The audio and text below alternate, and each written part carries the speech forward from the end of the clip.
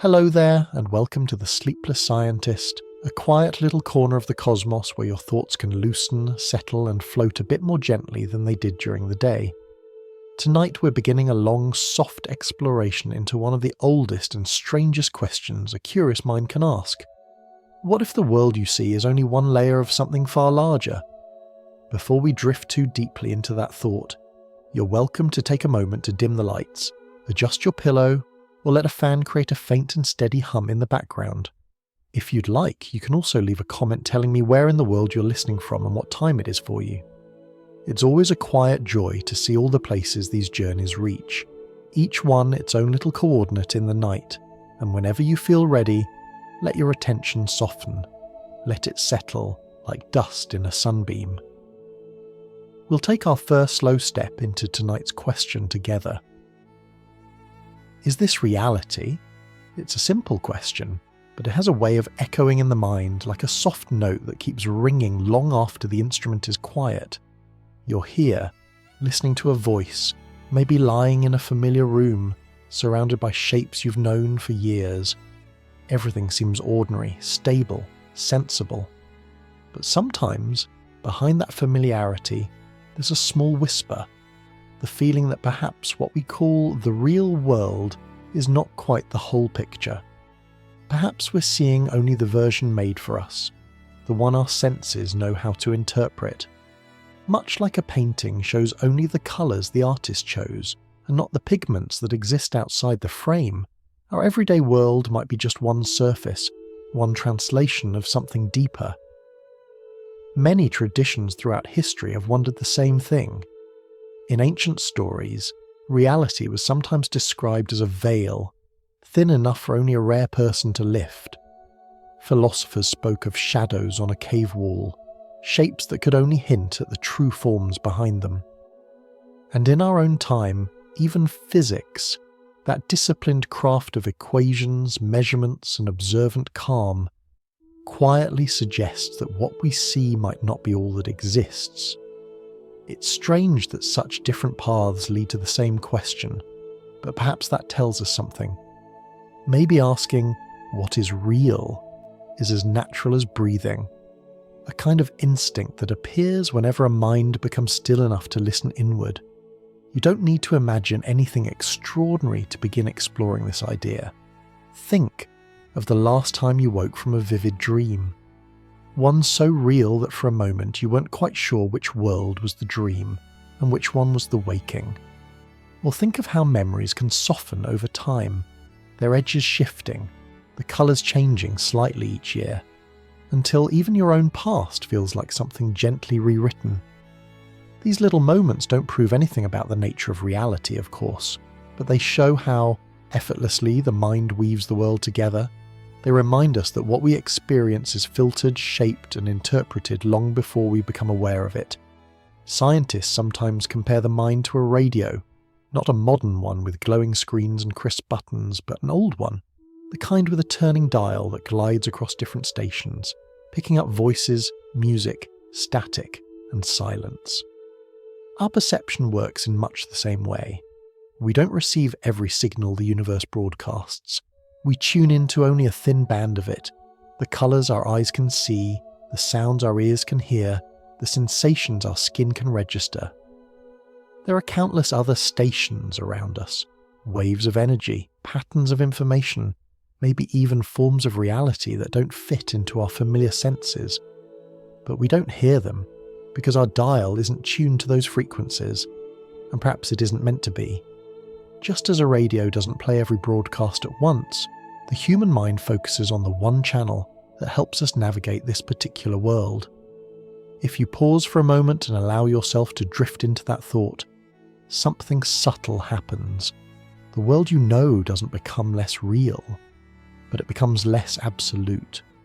You begin to sense that your experience might be a perspective rather than a full description, a layer rather than the whole structure, a soft surface resting on something deeper and more intricate. This doesn't mean there's anything sinister underneath, or that the universe is trying to hide something. It may simply be that reality is layered the way a story is layered, or a piece of music, or a memory. what we call the real world, might be the layer tuned for survival and understanding, while many others rest quietly beneath it, beyond the reach of our ordinary senses. Tonight, we'll wander through several ways of thinking about that possibility. Not hurriedly, and not with the sharpness of debate, but gently, like someone running their fingers across the pages of a book they've read many times but never fully noticed. Some people imagine this world as a vast simulation, something like a cosmic program where rules and constants act like the settings of an elaborate engine. Others imagine it as a hologram, a shimmering projection rising out of a much simpler foundation, just as a three-dimensional image can bloom out of a flat pattern of light. Still others think of parallel universes, branching endlessly, paths where every possibility unfolds in its own quiet direction. And there are those who look for the glitches, the small slips in memory or perception that feel like flickers in an otherwise smooth surface. None of these ideas are meant to be frightening or even conclusive. They're simply different ways of approaching a question that has lived with humanity for as long as we've been able to wonder. Whether the universe is simulated, projected, branching, or simply misunderstood, we still experience it moment by moment. We still breathe, choose, love, and remember. Our reality remains our home, even if it is only one layer of a much larger whole. As we rest with that thought, let the night settle around you gently. There is nothing to solve right now, nothing to decide. Just the simple curiosity of being here, in this moment, exploring the edges of what we think we know. Whenever you're ready, the path will continue to unfold. When you pause long enough to let the world settle, truly settle, a strange and quiet thing happens. The ordinary begins to look slightly unfamiliar. A room you've seen 1,000 times takes on a faint sense of distance, as if you're noticing it through a soft window rather than from within it. This gentle uncoupling between perception and certainty is something almost everyone has felt at least once, often without knowing why. It isn't confusion, and it isn't fear. It's more like a small tug at the edge of awareness, an invitation to look a little more closely at the fabric of experience and ask, almost in a whisper, what exactly am I seeing? Humans have been asking this question for as long as we've had language, perhaps even before. Ancient myths often describe reality as something woven, layered, or veiled, a tapestry that hides more than it reveals. Philosophers spoke of shadows cast on the walls of caves, suggesting that our senses might only show us reflections rather than the true shapes behind them. And in more recent centuries, science, with all its calm instruments and careful measurements, has begun to hint at the same possibility from a different direction. It is extraordinary that people separated by thousands of years, speaking different languages and working from different worldviews, all arrive at the same quiet suspicion. Reality may be deeper than it appears. There's a simple reason this question keeps returning. Our senses, remarkable as they are, work more like translators than windows. They interpret, they filter, they choose. The eyes, for instance, can only detect a narrow band of light, a thin slice of the full spectrum. Everything else, from lower frequency warmth to the highest shimmering waves, passes through us unnoticed. The ears do the same with sound. The skin does it with touch. Even memory, which feels so intimate and personal, only preserves selected threads of experience while letting countless others fall away. What remains becomes my life, even though it's such a small fraction of everything that could have been noticed. So perhaps it's natural that people eventually wonder, if our senses show us only part of reality, what happens to the rest of it? Where does it go? Does it exist around us like rooms we never enter, or like distant music that our radio simply isn't tuned to? It's helpful to picture the mind not as a spotlight but as a dial, the kind a person might turn slowly on an old wooden radio. When the dial moves, stations come and go. One frequency brings a clear voice, another brings soft static, and in between them there is a faint suggestion of something real but unreachable. The radio doesn't produce these sounds, it merely selects them from what is already there. In a similar way, the human mind may not create reality so much as tune into the portion of it that helps us survive, remember, and understand. Everything outside that narrow band remains quiet, not because it is empty, but because we're not tuned to hear it. This framing turns the great question, what is real, into something more gentle. Instead of imagining that reality might be an illusion designed to deceive us, we can imagine that reality is a full spectrum and we simply occupy one band within it. When people speak of simulations, holograms, parallel universes, or layers beyond perception, they may simply be describing what it feels like to sense that there are other stations just beyond the range of our dial. This sense often appears in everyday life, not just in moments of philosophy or science.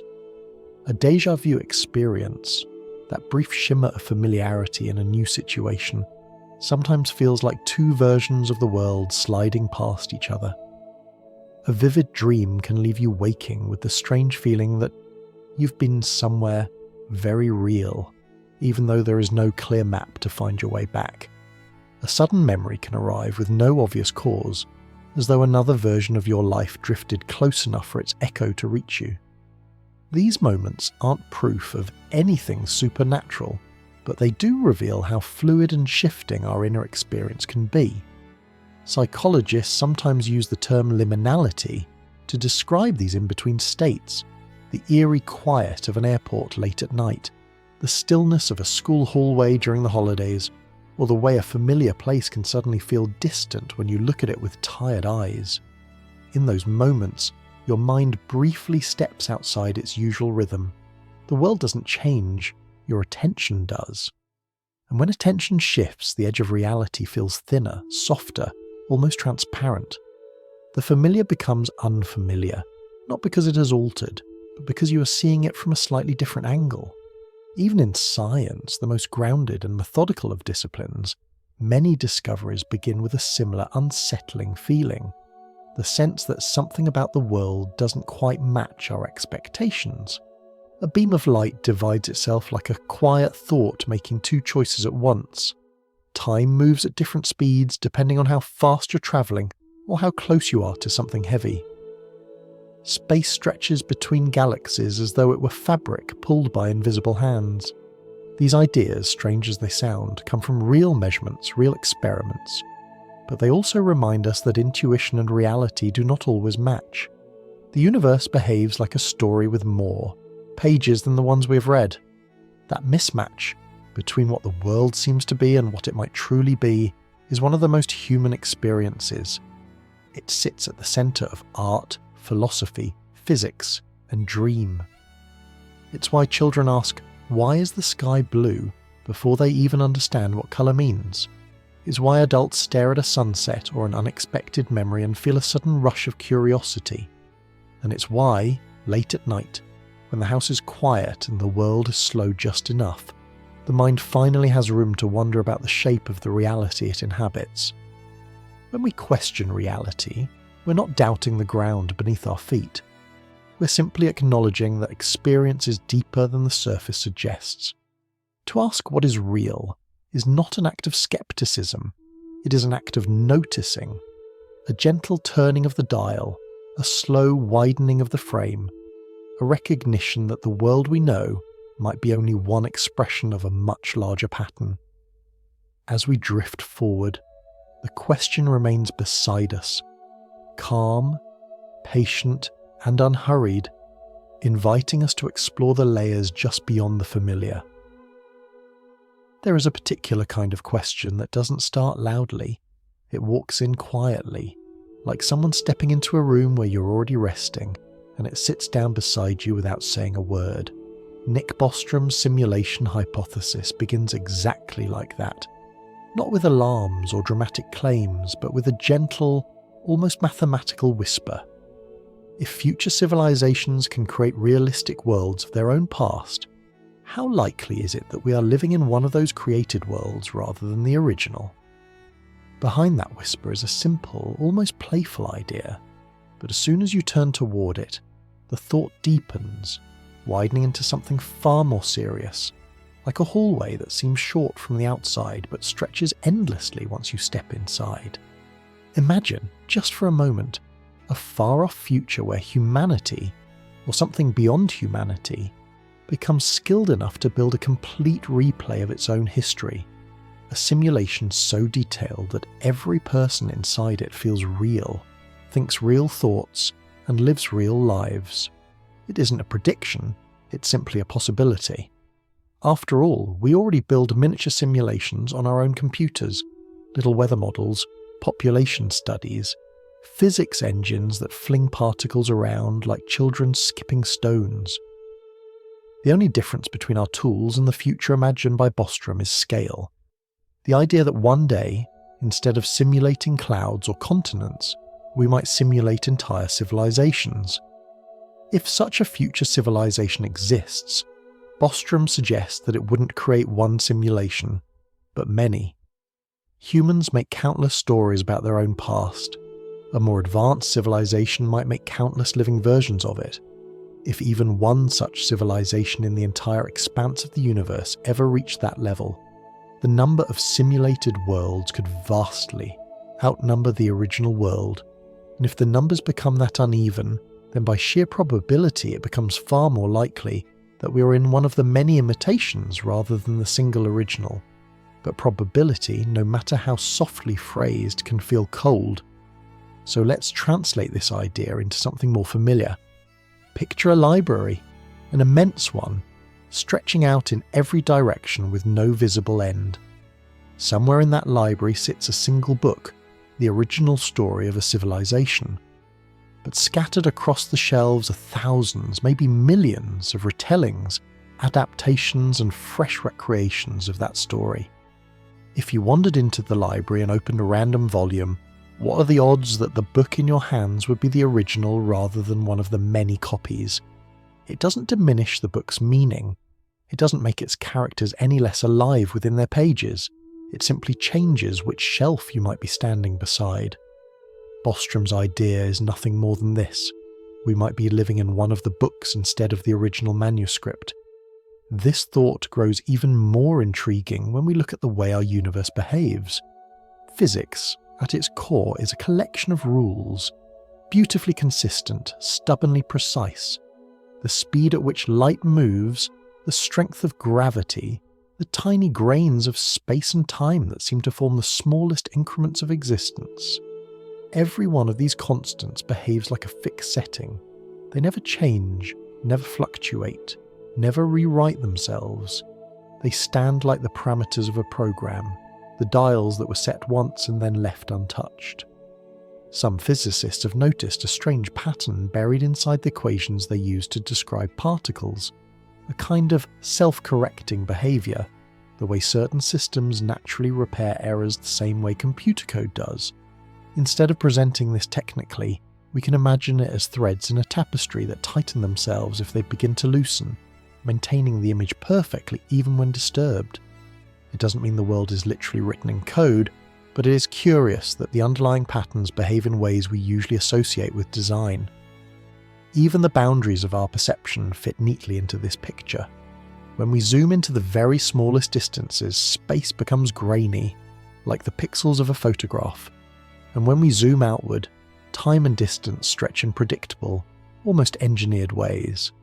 Some researchers describe the smallest slices of space as being so tiny that if you tried to imagine them, you'd have to picture something smaller than a dust grain by a factor so large it would feel like imagining a single drop of water scattered across a universe.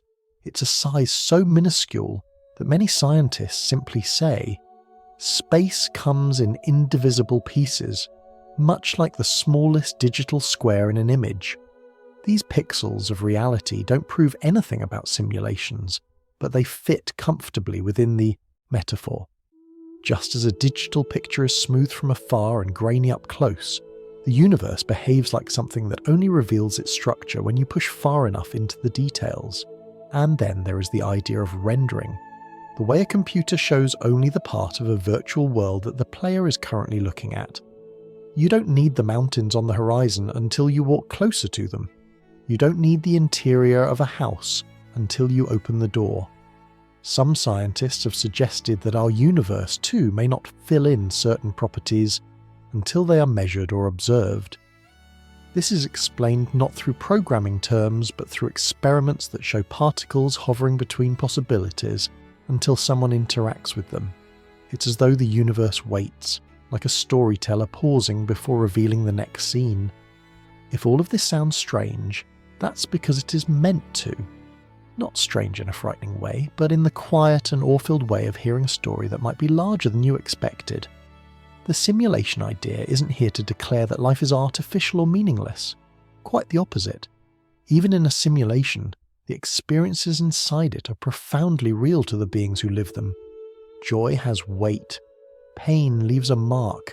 Kindness changes the course of days and years. Whether the world beneath us is the original ground or a carefully crafted layer, our footsteps still matter. Think for a moment of a dream so vivid that you woke with your heart racing, your breath unsteady. While you were inside it, every detail felt real. The dream was shaped by your mind, but your emotions responded as if it were another world entirely. If a dream can feel that real while being made of nothing but thoughts, how much more real is the world we live in now, regardless of what lies beneath its surface? In the same way, the simulation hypothesis doesn't take anything away from our existence. It simply offers a new angle, a new lens, a different way of holding the question, what is real? It suggests that maybe reality is not defined by what it is made of, but by how deeply we live inside it. Whether we are original or rendered, primordial or programmed, we are still here, thinking, wondering, choosing. And perhaps that is the truest sign that something meaningful is happening, the simple fact that we can even ask the question at all.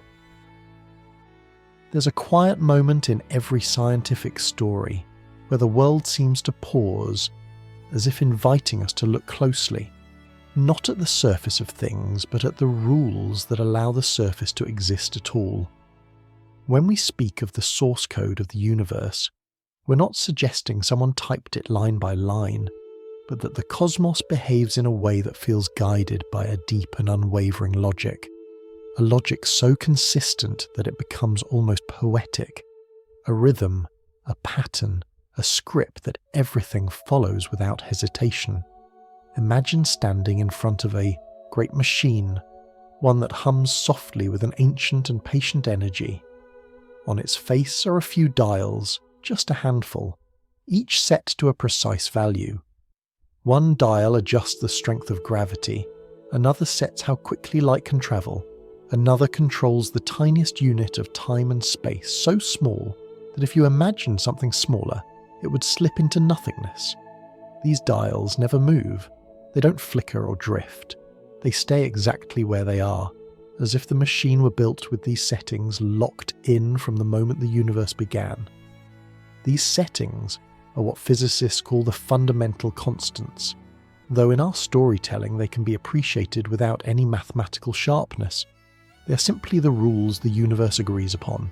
If gravity were a touch stronger or a touch weaker, stars would collapse too quickly or never ignite at all.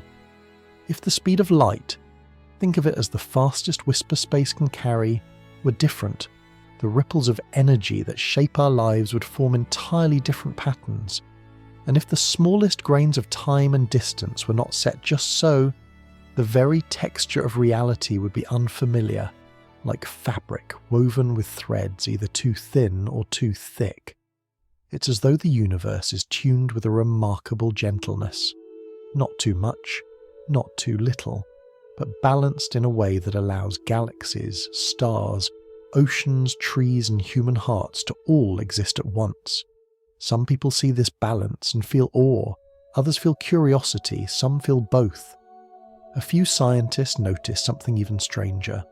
Beneath the surface of the rules, there are patterns that look suspiciously like the logic we use when we try to prevent mistakes in computer programs. In certain equations describing the smallest particles, the ones that dance at the foundation of matter, there are structures that behave like tiny self-correcting patterns. These aren't codes in the digital sense, but they act like threads woven in such a way that if one begins to fray, the others tug it back into harmony. You might picture it as a tapestry whose design naturally resists tearing, a pattern that quietly protects itself. It's easy to see why this reminded some researchers of error-correcting code, the type of logic used in computers to keep information stable even when something tries to distort it. Now, none of this proves the universe is literally a computer program, but it does ask a soft, thoughtful question. Why does the cosmos behave as though it is built from patterns that cannot be broken? Patterns so firm they resemble the inner logic we see in carefully crafted systems. Consider for a moment the way numbers appear in nature. Think of the gentle swirl of a seashell or the spiral of a galaxy. Think of the number of petals on a flower or the branching structure of a fern. Many of these shapes follow a quiet rhythm, a progression of values where each number grows from the two before it, like a carefully repeating story. When people speak of this pattern, they often mention a golden proportion, but you don't need the name to understand the feeling. It's the sense that nature prefers harmony, that it builds beauty using a recipe too consistent to be coincidence. Even the double helix of DNA, the tiny ladder of life, follows proportions that echo this same universal rhythm. The width of its spiral and the length of each twist follow a near-perfect balance, as though life grew from mathematics whispered softly into matter. And once again, this doesn't force us to imagine a programmer sitting at a desk. It simply suggests that the universe has a taste for order, for patterns that repeat from the smallest scales to the largest, like a melody played in different octaves across endless space. When physicists explore these ideas, they often find themselves returning to the notion of information, not as bits stored on a device, but as the fundamental ingredient of reality. One theorist described the universe not as stuff and forces, but as choices made moment by moment, like the way a story unfolds word by word. In this view, every particle is a tiny decision. Every beam of light is a line of narrative. Every interaction is a sentence written across the cosmos. If this sounds abstract, it can be softened with a simple image. Picture a vast tapestry, so enormous that its threads form not just colours, but landscapes, stars, and whole histories. Each thread carries information, patterns, relationships, rhythms, and the tapestry as a whole is the universe we know. The source code is simply the arrangement of the threads, the way they twist, cross, and bind. And yet, for all its complexity, this tapestry behaves with astonishing consistency. A falling apple and an orbiting moon follow the same rule. A beam of starlight and the glow from a lamp in your room follow another. Space expands according to its own quiet tempo. Time stretches or compresses depending on how swiftly you move or how heavy the surrounding objects are, like music changing tempo as the instruments shift. Even light, our fastest messenger, moves with a precise and unwavering pace. Not almost this fast or almost that fast, but exactly the same wherever you go. If the universe were a symphony, this speed would be its metronome, keeping the rhythm steady across billions of years. All of these patterns come together to form a picture, a universe that behaves as if governed by rules so stable, so remarkably tuned, that they feel like the settings of something deeper. You might imagine a cosmic workshop where the laws of nature were adjusted until they allowed a world capable of holding complexity, consciousness, and life. Or you might imagine, more gently, that these rules simply emerged, as natural and inevitable as the growth of a tree from a seed.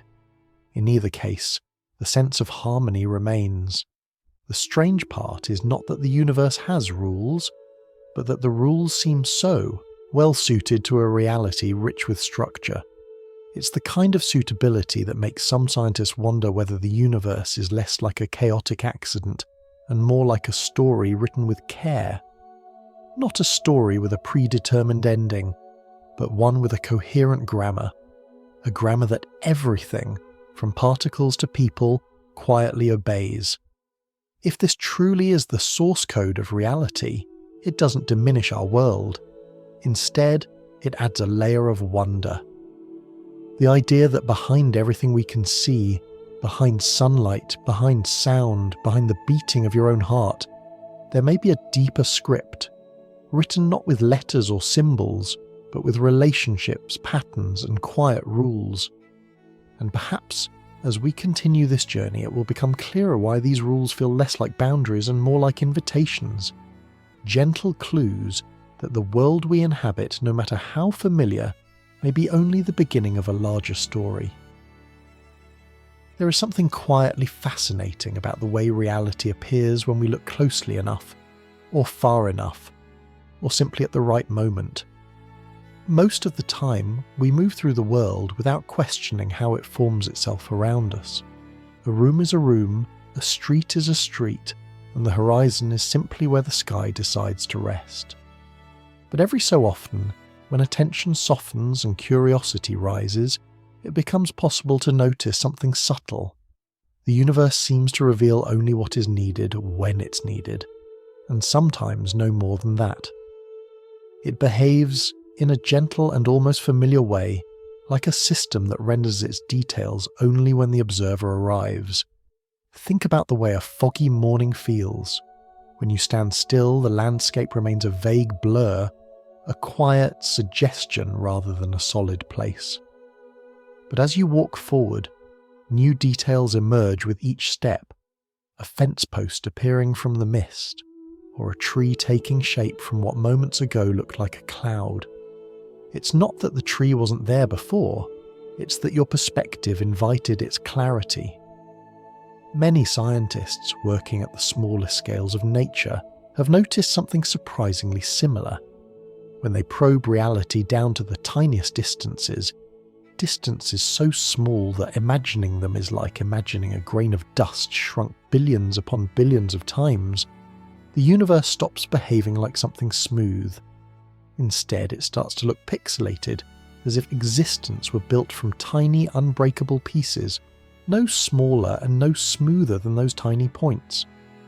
These smallest pieces are sometimes described as the minimum units of space and time.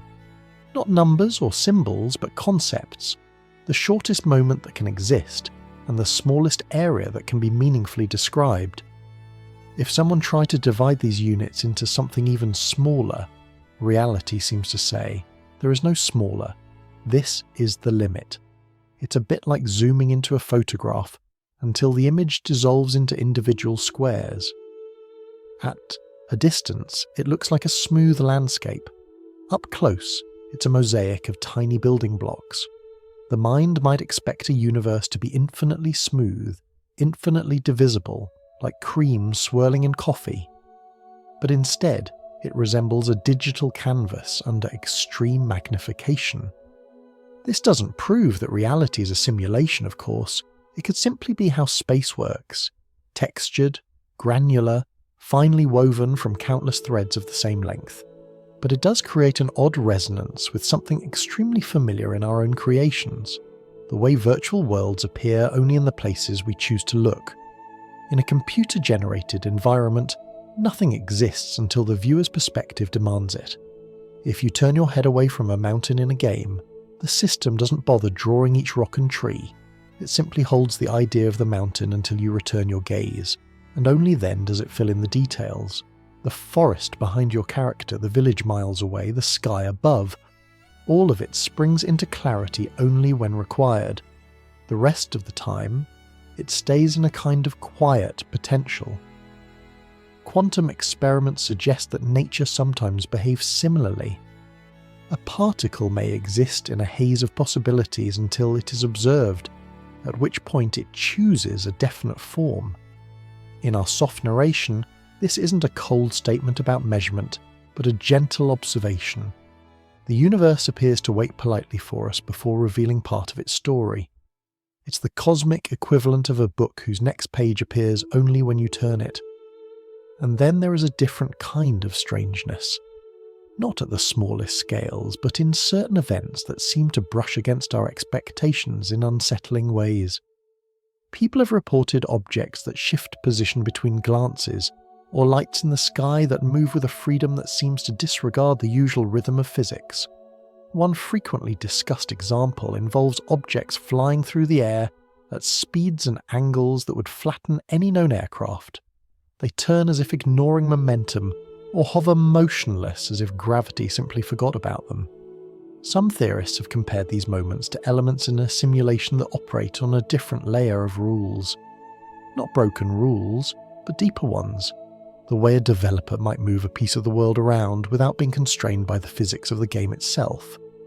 For our story, this is not a declaration, only a poetic metaphor. The idea that some things may not follow the same set of instructions as everything else, and that these exceptions sometimes slip into view. A momentary flicker, a brief unmasking of something that normally stays behind the curtain. But the most familiar example is much closer to home. Imagine an ordinary room, perhaps the one you're in now.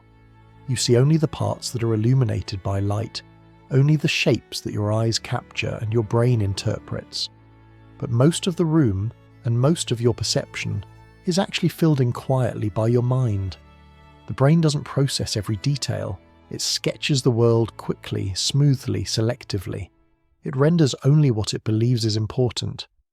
Everything else is softly implied, like the background of a painting left unfinished because the viewer's attention rests elsewhere. Walk through your home at night and you'll notice how different everything feels. Corners seem deeper, hallways seem longer, shadows thicken.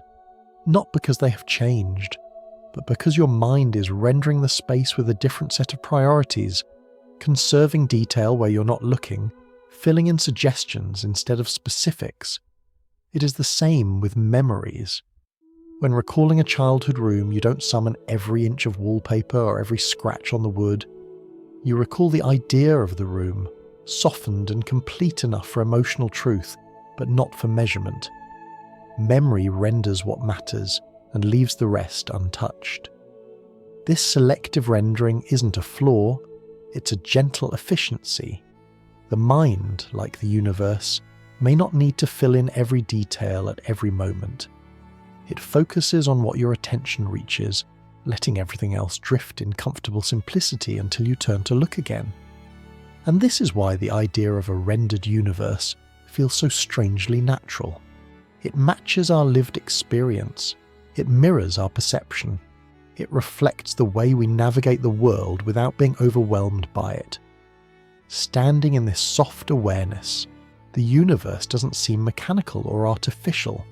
Instead, it feels thoughtfully arranged, a world that reveals itself gradually, according to where we place our attention. A world that invites us to wander gently through its details, discovering them at the pace of curiosity rather than the pace of chaos. And as we drift deeper into this exploration tonight, there is comfort in realizing that whether the universe renders itself like a program or simply behaves with elegant efficiency, the experience remains real to us. The landscape appears when we arrive. The path clarifies when we're ready. Reality doesn't overwhelm us with everything at once. It offers only what we can hold, moment by moment, like pages turning softly in a long and patient story. There is something unexpectedly calming about the idea that the world might be a kind of projection, not in the sense of being fake or insubstantial, but in the sense that everything we experience could be the blossoming of something deeper, something simpler, something beautifully encoded beneath the surface. The word hologram often makes people think of shiny images floating in the air, but the holographic principle in physics is gentler than that. It whispers a possibility that the richness of three-dimensional space may come from patterns of information resting quietly on a distant boundary, the way a detailed landscape can emerge from a thin sheet of light. Imagine running your fingers across the surface of a calm lake. The water looks flat from above, yet beneath that surface is an entire world, drifting sand, wavering plants, tiny creatures darting between bubbles of light. From a distance, it seems like a simple mirror, but as soon as you immerse your hand, depth becomes undeniable. The holographic idea is similar, except the surface isn't a lake, and the depth isn't made of water.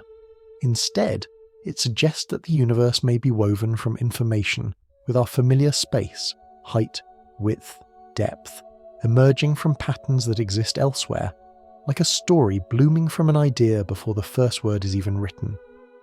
Physicists began to notice this when studying black holes, which behave in a strangely elegant way. A black hole's interior is a mystery, a place where our understanding of space folds in on itself, but its surface, the invisible sphere that marks the point of no return, behaves like a kind of cosmic ledger. Instead of storing information inside the hole, the universe seems to store it on the surface, like writing etched into a sphere. It's a bit like imagining a book where every detail of the story is stored not in the pages but on the cover, and yet somehow the entire narrative still unfolds within. This observation led to an idea that grew slowly, quietly, into one of the most profound suggestions in modern physics.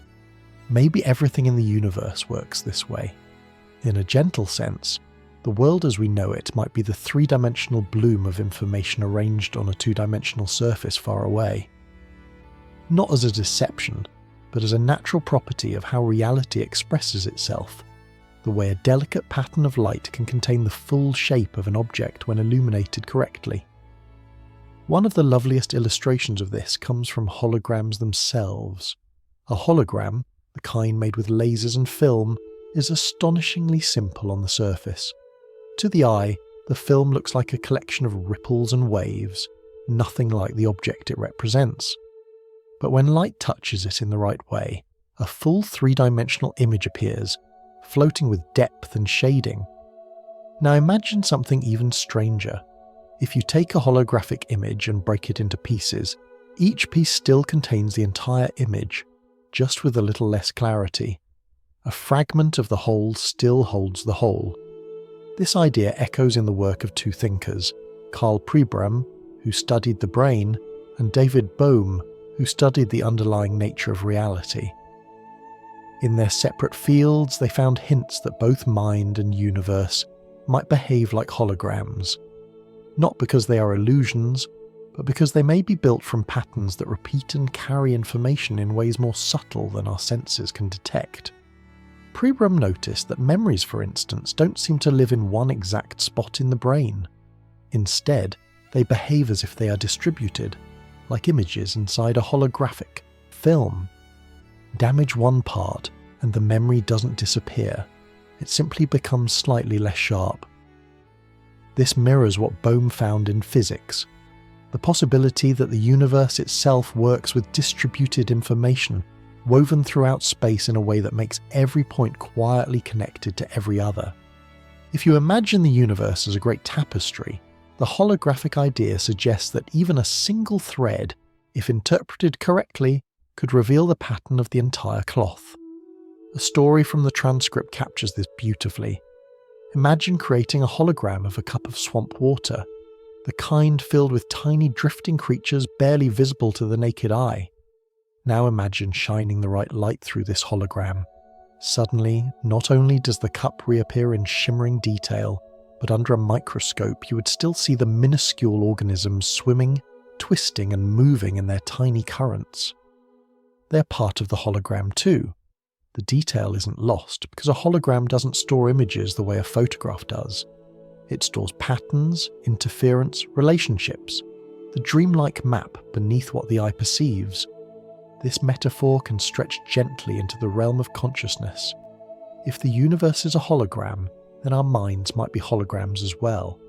Not in the sense of being unreal, but in the sense that what we experience is a projection shaped by deeper layers. The thoughts you have, the colours you see, the warmth you feel on your skin, all of it may be the blooming of information from a place beyond your immediate senses. Consciousness then becomes not just an activity of the brain, but a participation in this bloom, a tuning into the cosmic projection the way a radio tunes into a channel. And once we begin to think in these terms, something else becomes possible. The idea that information can flow between layers. Much like a hologram responds to shifts in the light that illuminates it, the universe might respond to shifts in attention, perception, or awareness. The transcript speaks of information moving not only within our familiar world, but across dimensions, the way a whisper might travel through thin walls into another room. This does not mean people can manipulate reality with sheer will, but rather that consciousness may interact with the universe in ways we have not fully explored, a soft participation rather than a forceful control. This brings us to a gentle but powerful realization. If reality is a projection, then depth may not be what it seems. Distance could be an illusion of the projection, much like depth in a hologram. 2 points that seem far apart in space could be intimately close in the underlying pattern, and events that look unrelated might be woven together in ways we cannot see. You can imagine it like a painting laid flat on a table. On the canvas, 2 figures may stand on opposite edges of a vast landscape, but beneath the painting, in the wood of the table, in the fabric of the canvas itself, they're separated only by a thin layer. The distance is part of the picture, not the truth beneath it. If the universe is holographic, then everything we see, from galaxies drifting billions of light years away to the quiet thoughts inside your own mind, might share a deeper connection at the level where the pattern is woven. Not a mystical connection, but a structural one. A unity that exists before the world blooms into the familiar shapes of space and time. And perhaps that is why this idea feels oddly comforting. It suggests that nothing is ever truly separate, that every part of the universe participates in the same underlying story, that what we experience as space and distance is simply one expression of a deeper whole, a whole so complete that even the smallest piece reflects it entirely.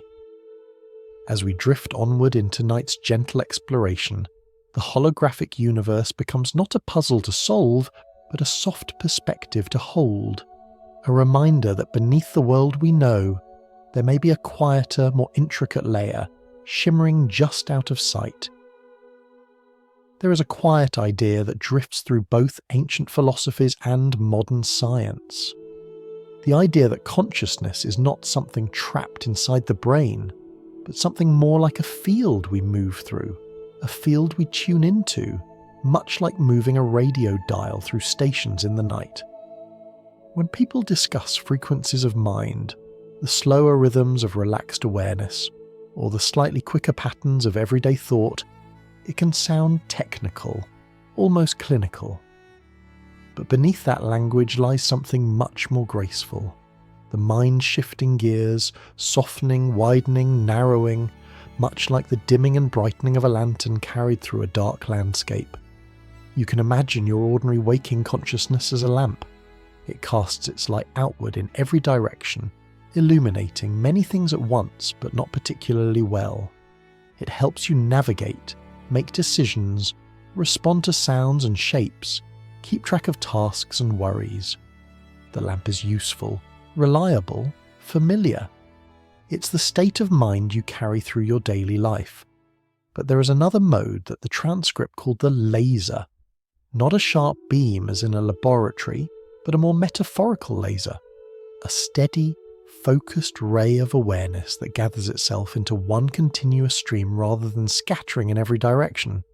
This focused awareness is what some meditation traditions aim for.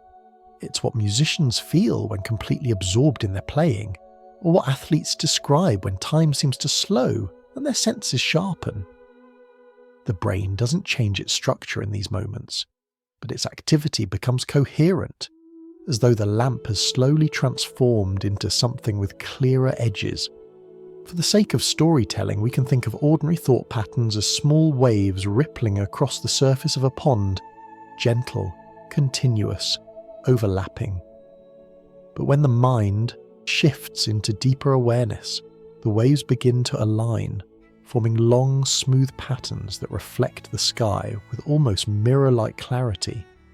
In this state, people describe feeling more present, more aware, and strangely more connected to themselves and the world around them. Scientists studying the brain sometimes refer to these calm, coherent rhythms as synchronous patterns. But we don't need the terminology. It is enough to picture the water settling, the ripples smoothing into a soft, unified sheen. This brings us to the metaphor of the radio tuner, which has surprising power when we think about consciousness. Imagine turning the dial on an old radio, hearing voices fade in and out, static giving way to a clear melody, then dissolving again. Each station is real, broadcasting continuously whether you tune in or not, but you can only listen to one at a time. Consciousness might work similarly. Our everyday awareness is tuned to a particular channel, the channel designed for navigating the physical world. It gives us the sensation of time flowing forward, of our bodies existing in space, of memories forming one after another like beads on a thread. But just because we're tuned to this channel doesn't mean it's the only one broadcasting. Some traditions believe that deeper states of awareness allow us to tune into softer, subtler channels, layers of perception we normally ignore because the noise of daily life overwhelms them. When people describe intuitive moments, uncanny coincidences, or sudden insights that feel as though they come from beyond ordinary thought, they may be brushing against those adjacent stations. The signal is faint because the dial is still mostly set on the usual channel, but the edges of awareness begin to pick up something else, like a whisper between stations. The transcript uses a gentle comparison.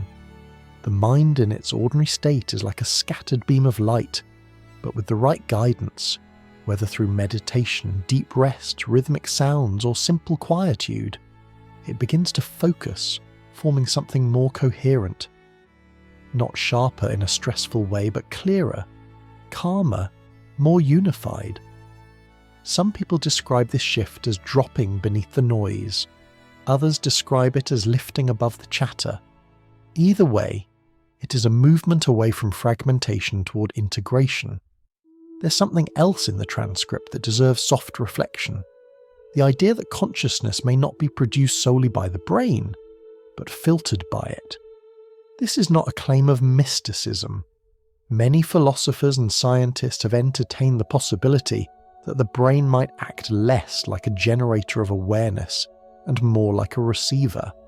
The brain could be shaping and narrowing a much broader field of consciousness, much the way a radio chooses one station from the many songs carried through the air. If this is true, then what we call I might be a smaller expression of a much larger presence, not unlike a single glimmer of sunlight reflecting off a wide sea. The individual reflection is not the whole sun, but it's real, meaningful, and connected to the greater light. This perspective leads naturally to the idea that thoughts, emotions, and inner experiences may not be isolated events, but part of a larger informational tapestry woven throughout the universe.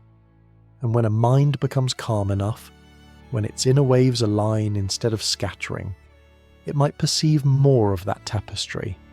Not in a dramatic sense, but in subtle ways, an intuition echoing from a deeper layer, a sense of connection that seems to arise from nowhere, or a moment of clarity that feels almost like being gently woken from a dream. The transcript also suggests another possibility, that shifting one's state of consciousness could open pathways to information not usually available within ordinary awareness.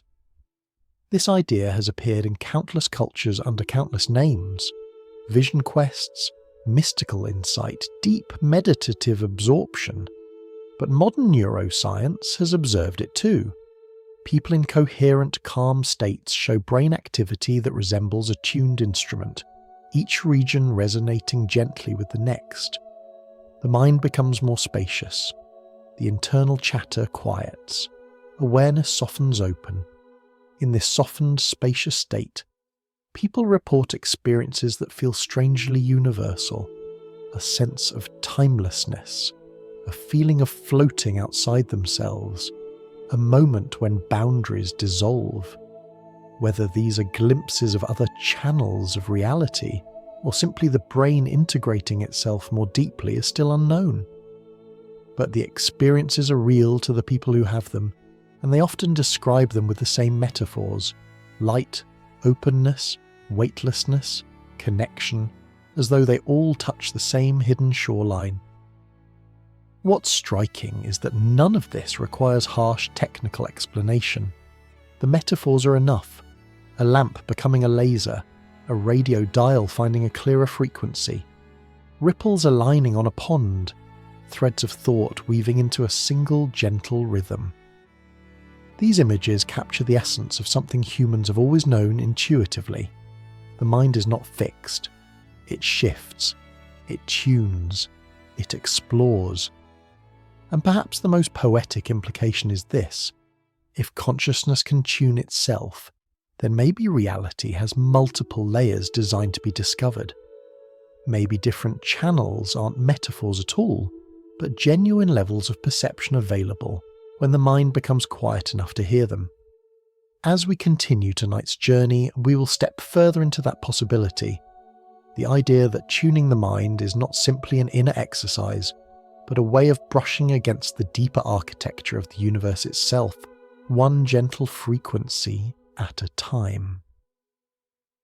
There are moments in human history when an idea appears quietly, almost accidentally, and then grows into something far larger than anyone expected.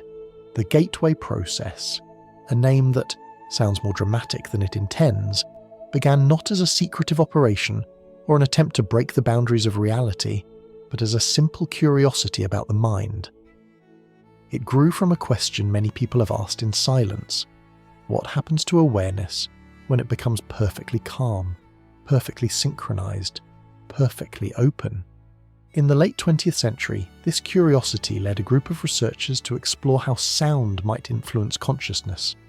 Not loud sound, not music designed to energize or overwhelm, but gentle pulses, faint rhythmic waves that drifted through the ears and subtly encouraged both sides of the brain to work together. Normally, the left and right hemispheres operate a little bit out of step, like two dancers sharing a stage but moving to slightly different tempos. But when exposed to certain harmonized sounds, soft tones, separated by small differences in pitch, their rhythms begin to align. It's as though the two dancers suddenly find the same beat. This phenomenon was described as hemispheric synchronization, but the name feels stiff compared to its experience. In truth, it is more like the brain settling into a single, unified breath. The mind, no longer juggling multiple rhythms, becomes coherent, smooth, focused, and deeply quiet. The transcript uses the metaphor of the lamp and the laser, the ordinary mind scattering light in every direction, and the tuned mind becoming a steady beam. But another image fits just as well: a flock of birds circling in the sky, each one moving independently, until a subtle shift causes them to turn in perfect unison, creating a single, flowing shape. As researchers and participants began to explore this synchronized state more deeply, unusual experiences started to appear. People reported sensations of floating just outside their bodies, as though awareness had slipped from its usual anchor point and begun to hover gently above the physical form. Some described travelling through scenes that felt both real and dreamlike, moving through landscapes that dissolved into another with the softness of mist. Others spoke of moments when time seemed to pause, expand, or lose its familiar sequence, not in a frightening way, but in a calm, drifting sense, like being carried on a slow-moving tide. One of the most well-known explorers of these experiences was Robert Monroe, who documented them not with the urgency of someone discovering a secret, but with the curiosity of a traveller discovering new rooms in an old house. According to the transcript, Monroe's early experiences emerged almost by accident. He noticed that when he listened to certain rhythmic sounds repeatedly over weeks, something unusual happened. His awareness began to detach gently from the usual sense of here. He would find himself hovering above his sleeping form or drifting into spaces he could not place on any map. It wasn't a dramatic tearing of consciousness from the body, but a peaceful slipping, like stepping out of a warm bath into cooler air. To understand these experiences, some researchers suggested looking at consciousness not as something confined inside the skull, but as something that might interact with a larger informational field, a field the brain can tune into more clearly when its rhythms become aligned. This idea is not presented as fact, but as a possibility, that awareness might be capable of stepping beyond the tightly held boundaries of ordinary perception when the mind becomes coherent enough. The military's interest in these experiments grew out of this possibility, not from any desire for mystical power, but from curiosity about what the human mind might be capable of when its usual constraints softened. The famous 1983 report did not claim that people could transcend reality at will, but it did suggest, cautiously, quietly, that consciousness might be able to access information in non-traditional ways. This included moments that felt like remote viewing, where participants sensed details about locations far from where their bodies rested. The report did not present these as supernatural events, but as potential interactions with a deeper informational structure, much like picking up a faint radio signal from another room. Some parts of the transcript introduce a concept called patterning, which describes the ability of a deeply focused mind to influence the direction of personal experience. Not in a forceful way, as in bending the physical world, but in a more subtle way, aligning one's intentions so clearly that they ripple through future choices, opportunities, and perceptions. Imagine dropping a pebble into a pond. The ripples do not move mountains, but they do shape the pattern of the water, gently influencing how currents flow.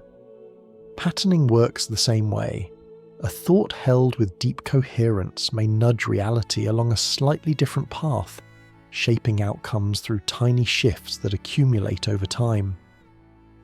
Another idea from the transcript involves information moving across different layers or dimensions of reality. This sounds dramatic, but it is easier to understand if we return to the holographic metaphor. If the world is a projection from a deeper layer, then shifts in one layer could echo softly into another. Not as loud, obvious effects, but as faint impressions, intuitions, coincidences, dreams that feel like glimpses of something beyond the edges of the familiar frame. For those who practice the gateway techniques, these impressions sometimes appeared during deep states of relaxation. They described seeing places they'd never visited, meeting people who felt familiar despite never having met them in waking life, or sensing events in ways that defied ordinary explanation. Whether these were true perceptions or elaborate inner narratives is still a mystery, but the consistency of the report suggests that something meaningful was happening, something worth exploring with care and curiosity. The reason the gateway process remained classified for a time wasn't because it proposed secret powers or dangerous abilities, but because it tiptoed toward a profound idea. That consciousness might not be limited to the boundaries of the physical body or the familiar flow of time, that the mind, under the right conditions, might wander beyond the usual channel into softer, more expansive ones. Classifying the report was less about control and more about trying to understand, or perhaps simply digest, the implications before presenting them to the world. But here, in the quiet space of our nighttime exploration, the gateway process needs no secrecy and no bold claims. It can be appreciated for what it truly is, an experiment in inner reflection, a study of how the mind behaves when it becomes calm enough to listen to its deeper layers, whether consciousness truly extends beyond the body, or whether it simply blossoms inward into rich, vivid landscapes. The experiences it reveals are meaningful either way.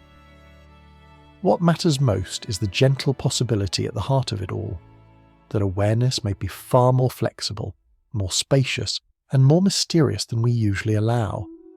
That tuning the mind is not only about quieting thoughts, but about opening doors, not to escape reality, but to understand that reality may have more than one room.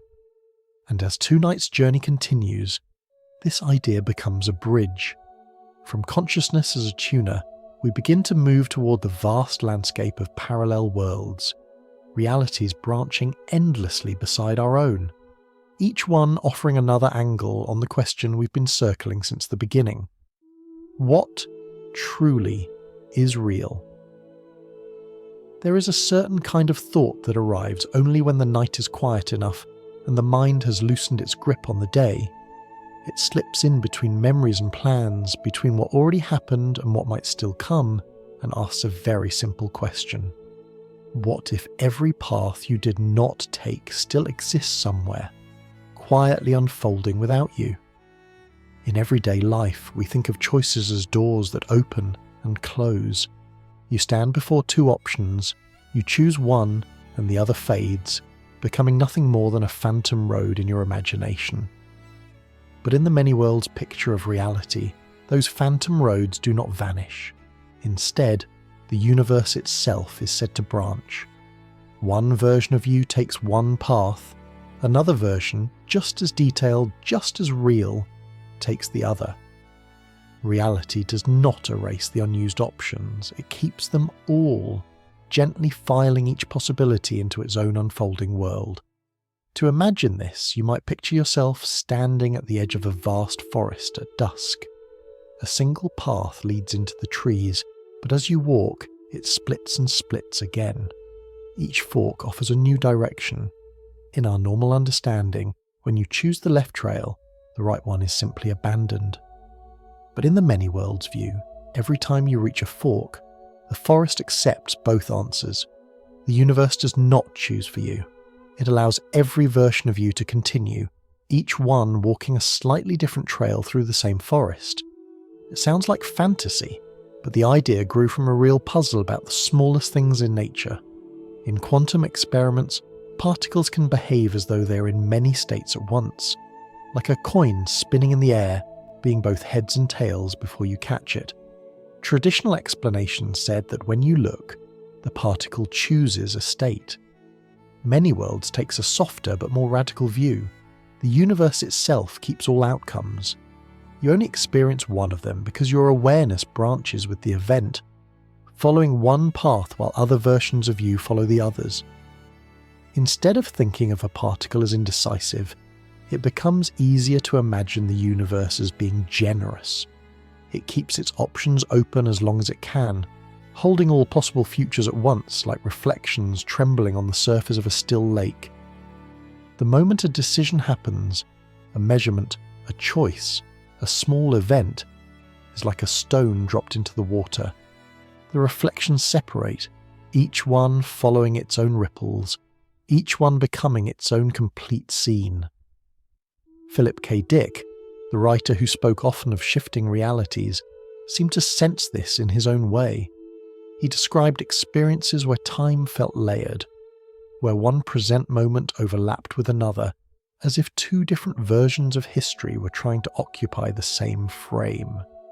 In one of his most famous reflections, he suggested that we might be living in a kind of rearranged timeline, patched and revised, and that occasionally we catch glimpses of the older version beneath the current one.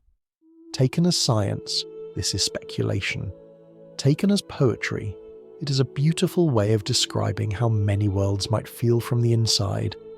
Overlapping lives, half-remembered choices, echoes of paths we don't recall walking. You can feel a hint of this even in everyday life. Think of a moment when you made a decision that changed everything. A job you took, a city you moved to, a relationship you began or ended. Sometimes, late at night, you might wonder about the other version of that moment. What if you had turned left instead of right? What if you had stayed instead of leaving? The mind quietly sketches an alternate life, and for a brief instant, it feels almost as real as the one you actually lived. In the many worlds picture, that sense is not entirely imaginary. There would be a branch, somewhere in the vastness of possibility, where that alternate life is not a daydream but someone's ordinary Tuesday.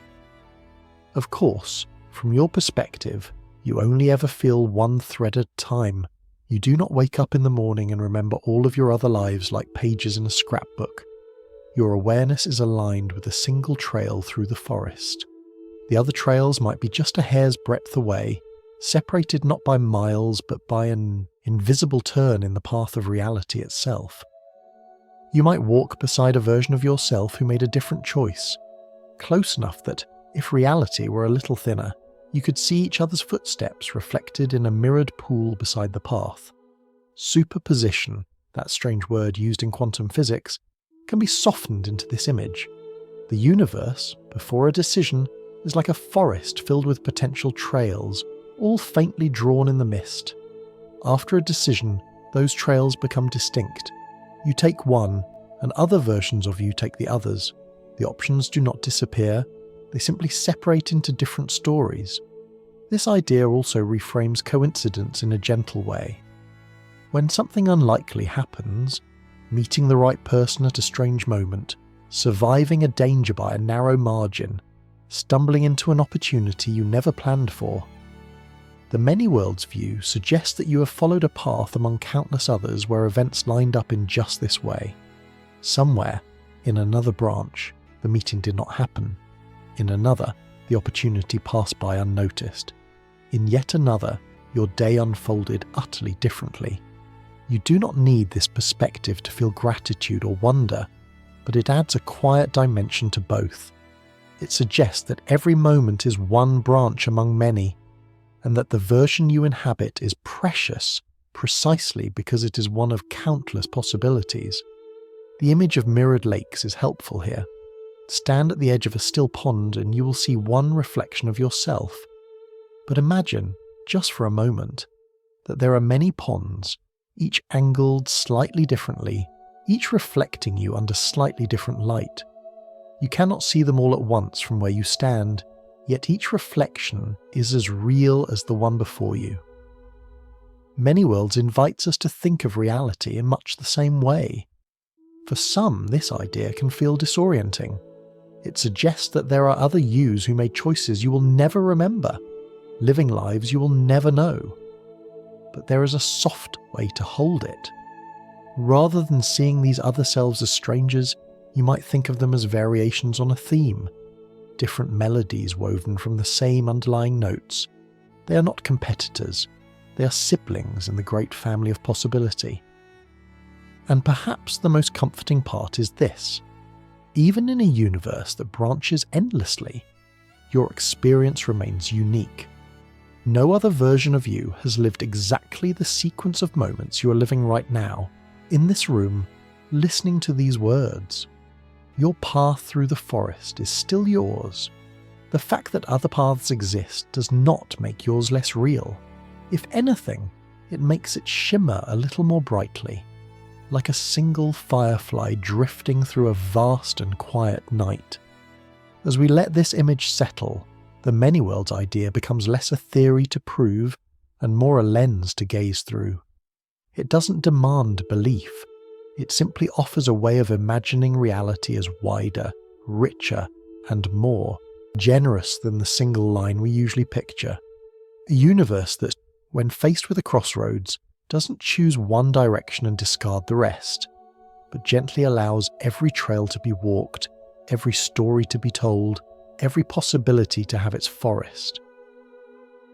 There's a certain calm that comes when you imagine the universe not as a rigid structure, but as something soft and pliable, like a vast sheet of fabric spread across an endless table. This fabric represents everything we know: space, time, distance, motion, the paths we take each day. If you run your hand across it, you can imagine the smoothness as the ordinary flow of time and the gentle dips as gravity tugging on the cloth. But what's most intriguing is what happens when you fold this fabric. Sudden closeness appears between places that once seemed far apart. Two distant points touch, not through a long path but through a simple fold. This is one of the quiet metaphors often used to describe wormholes. In formal physics, wormholes are sometimes presented with complex symbols and swirling calculations, but at their heart, they are simply shortcuts, folds in the cosmic sheet. Rather than picturing a tunnel carved through space, imagine lifting two corners of a blanket and bringing them together. For a moment, the distance between those corners vanishes. A wormhole is this idea. softened into the language of space-time. If such folds exist, they would allow realities that seem infinitely far apart to brush gently against each other. Not as grand portals tearing open the sky, but as soft points of contact, little windows where one patch of the universe whispers to another. It's tempting to imagine wormholes as elaborate doorways for travellers, but their significance may be subtler. They offer a reminder that the structure of reality is not as fixed or as flat as it seems. Time behaves in similarly surprising ways.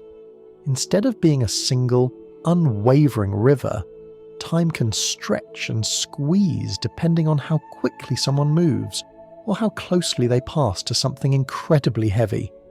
You don't need to know any equations to sense what this means. Picture two drummers playing a steady beat. One drummer continues at the same rhythm, while the other begins to play just a little slower, not enough to notice at first, but enough that after a while the difference becomes clear. Time acts like this. Its tempo shifts depending on where you are and how you travel. If you were to take a journey at a speed close to the fastest speed nature allows, which we can describe simply as the speed at which light moves, your experience of time would slow compared to someone who stayed behind. Minutes for you might correspond to hours for someone else. This isn't magic, it's simply the rhythm of the cosmic song changing tempo. And because of this, two travellers experiencing different flows of time might find their realities out of sync, like two melodies braided, together but moving at different speeds. When we bring this idea back to the metaphor of layers, it becomes even more intriguing. Imagine two timelines running side by side, each one its own melody, drifting close at certain moments, then separating again. If consciousness, as explored in earlier sessions, is a kind of tuning mechanism, then perhaps déjà vu, that strange sensation of having lived a moment before, is the mind brushing against one of these nearby melodies. Not in a literal sense, but in the soft way a dream blurs into memory or a memory blurs into imagination. It could be the mind catching the faint harmony of a neighbouring layer for a heartbeat, before returning fully to its own. Some dream researchers and philosophers speak of these moments as thin places, where the boundary between one experience and another feels unusually fragile. A familiar room suddenly feels like a place from childhood. A stranger seems oddly recognisable. A scene that should be mundane carries the echo of something else, as though two layers of the world are overlapping for just a breath. You don't need to believe in parallel universes to appreciate the feeling. It's something almost everyone has experienced at least once, but if we do allow ourselves to imagine that other layers exist, then wormholes, time dilation, and déjà vu become pieces of a larger puzzle, little hints that the universe may not be a single continuous sheet, but a gently folded one. The folds don't need to be dramatic. They can be small ripples, subtle curves where one reality comes near another. Sometimes, explorers of consciousness describe drifting through a scene in a dream that feels more real than waking life, or sensing a moment that seems borrowed from another timeline. Perhaps these experiences arise from the mind wandering near one of those soft folds, where the separation between here and elsewhere thins. In science, wormholes remain hypothetical, though their mathematical possibility continues to intrigue physicists. What matters for our bedtime journey is not the certainty, but the imagery. The universe is a cloth with curves and folds, pathways that shorten distances, layers that lie close together even when they seem far apart.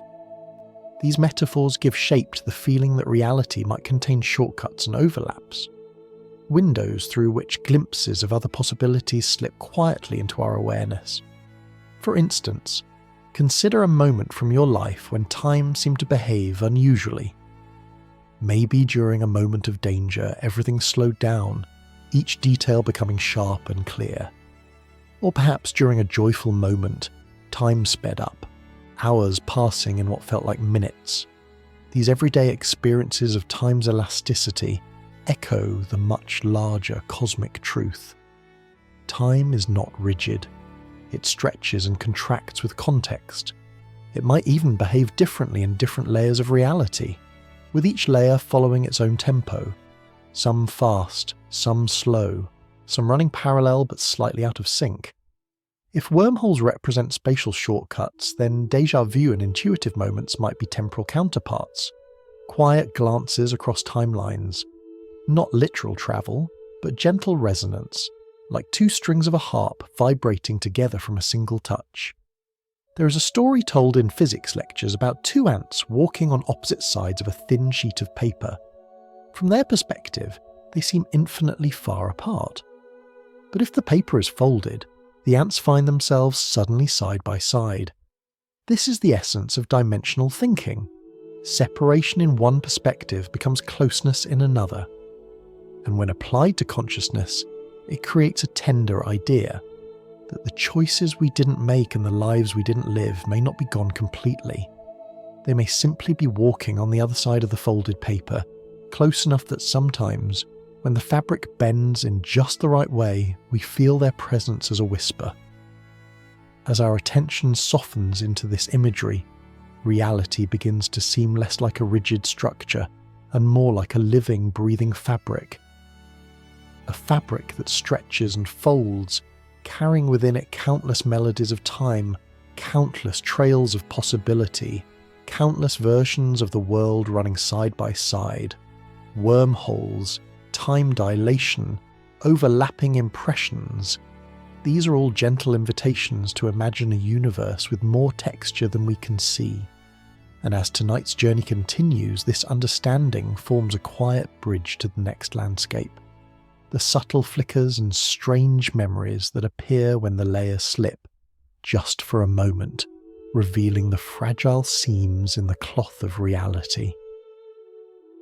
There's a peculiar gentleness to the way memory works. It doesn't carve events into stone or stamp them into metal plates. Instead, memory drifts. It reorganizes itself. It fills in blank spaces the way the mind fills in the blind spots of your vision. And sometimes, when many people share the same drifting recollection, something strange happens, a phenomenon we've come to call the Mandela Effect. The name, soft and familiar now, comes from an odd observation. Thousands of people from different places and different backgrounds remembered Nelson Mandela passing away in the 1980s while imprisoned. Remembering televised funerals, mourning crowds, details so vivid they seemed impossible to misremember. Yet none of those events occurred. Mandela lived well beyond that decade, became president of South Africa, and passed away decades later. Still the memories persisted, real to the people who held them, detailed, earnest, unsettling. This is only the most famous example. There are many others, some small and almost playful. A children's book title spelled slightly differently, a cartoon character lacking a detail we thought we remembered, a product name that feels subtly wrong. The Monopoly Man, for instance. Some swear he had a monocle, but he never did. Darth Vader's line in the famous movie is often remembered as "Luke, I am your father," though he never actually said those exact words. Some remember Febreze with two E's in the middle, or Jiffy peanut butter, even though neither spelling has existed. Each example is minor on the surface, but collectively they brush up against a deeper mystery. Why do so many people remember something that never happened? And why do these shared misrememberings feel so crisp, so confident, so certain? The gentle answer, the one grounded in neuroscience, is that the brain does not store memories like a hard drive. It reconstructs them each time we recall them, stitching together fragments of sensory impressions, emotions, assumptions, and context. It fills missing details with what seems most likely. When many people live in similar cultures, watch similar shows, see similar products, their minds fill in the gaps in similar ways. Like smudged ink on a page, the brain quietly smooths the edges. But there is another answer, the one that appears in late-night conversations, in science fiction stories, and in that quiet part of the human imagination that enjoys wandering a little beyond what we can prove. This answer suggests that perhaps these are not mistakes at all. Perhaps they are echoes from neighbouring timelines, faint memories drifting over from versions of reality where events unfolded differently.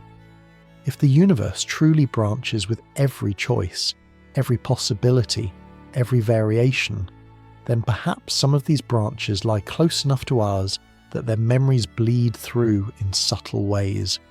Philip K. Dick famously described moments when he felt two realities overlapping, like an old film reel running behind the new one, just barely visible. He believed that sometimes the mind catches a glimpse of another timeline, one where events took a different turn. In our forest of possibilities metaphor, it is as though two trails run parallel for a long stretch, close enough that you can hear footsteps from the other path. The Mandela Effect becomes, in this poetic framing, not an error but a whisper. Picture a book where two pages have been pressed together for years. The ink from one page lightly transfers onto the other, not enough to rewrite the story but enough to leave a faint echo. Mandela memories, the funeral that never was, to become that faint transferred ink. Not fully present, not solid, but not entirely imaginary either. It's important to hold these two explanations gently side by side. One is rooted in the known architecture of the brain, how it fills, smooths, edits, and patches. The other is rooted in the possibility that the universe itself might carry overlapping drafts of history, each one complete in its own right. Neither explanation needs to exclude the other. They can coexist like two interpretations of a dream, one psychological, one cosmological, both meaningful. A memory, after all, is a delicate thing. It is shaped by experience, but also by expectation. Humans are pattern makers.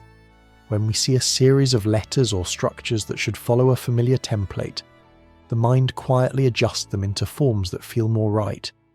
Jif peanut butter becomes Jiffy, because our minds have seen countless brands ending in that soft ooey. Febreze becomes Febreze, because the idea of breeze carries two E's, and the mind wants the spelling to align with the concept. These shifts happen not because we're careless, but because memory is flexible by design, a gentle, adaptable system built to prioritize meaning and familiarity over rigid accuracy. But then there are the stranger examples. People remembering entire film scenes that never existed, or historical events with no record. People recalling countries drawn differently on maps, or logos that changed in ways the companies deny. One of the eeriest accounts involves a man insisting he remembered a movie called Shazam, starring a well-known comedian as a genie, a movie that no one can find any evidence of. Thousands claim to remember the same film. All details align, yet the film was never made. How do we hold these anomalies? The softest way is simply to note that memory is not a recording. It is a story continually rewritten inside a living mind. But if we lean into the many worlds idea, we might imagine that somewhere, in another branch of reality, that film does exist, and that for reasons we can't fully articulate, the memory slipped through the thin fabric separating our world from that one. Liminal experiences often accompany these moments of confusion. A liminal state is any moment when the familiar world feels slightly off. When you walk through an empty airport at 3 a.m, or stand in a silent school hallway during summer vacation, or wander into a large store just before closing when the aisles feel too still. These moments unsettle your perceptual anchors. They loosen your grip on the ordinary rhythms of time and space. In those softened edges, the mind becomes more sensitive to impressions, to echoes, to strange certainties that drift in without warning. It's not that reality has changed, but that your connection to it has shifted slightly. The world feels like a room where someone has just stepped out, still warm, still familiar, but holding a faint trace of something unsaid. In these states, memories behave differently. They become looser, more fluid. They may reach for nearby explanations or even nearby worlds. And so the Mandela Effect becomes, in this bedtime exploration, a kind of poetry, an intersection between the science of memory and the art of parallel realities. Whether the effect comes from our brains filling in missing ink or from neighbouring timelines brushing against our own, the experience remains the same. A brief, gentle wobble in the fabric of the familiar. It is a reminder that our grip on reality is not absolute, that the past is not a single, unbreakable chain, but a story we reconstruct each time we recall it, and that sometimes, in the quiet moments between thought and perception, the story flickers, revealing, for just an instant, the possibility that the world holds more pages than the ones we have read. As we continue tonight's journey, we will follow this flicker to its next resting place, the gentle glitches that appear not in memory, but in the world itself, like skipped frames in an old film reel, hinting at the deeper machinery beneath the surface of our reality. There are moments in life when something small happens, so small that you might miss it if you're not paying attention, and yet it leaves a subtle echo in your thoughts, a flicker in the corner of your vision, a feeling that a familiar object isn't where it should be, only to find it resting quietly someplace else, a second or two that feels stretched, as if time itself inhaled and held its breath before continuing again.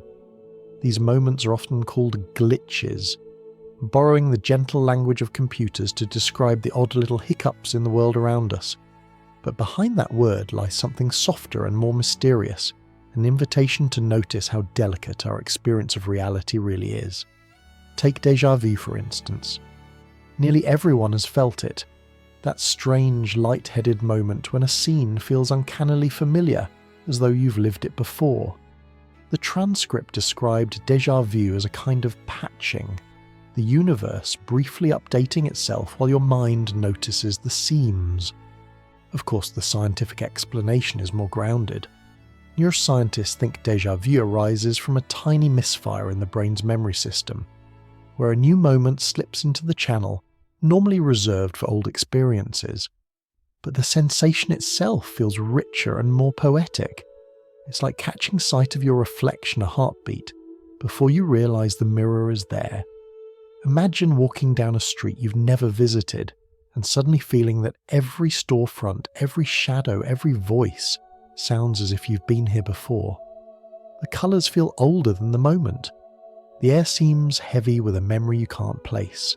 Then, just as quickly as it arrives, the feeling dissolves, like mist warming in the sunlight.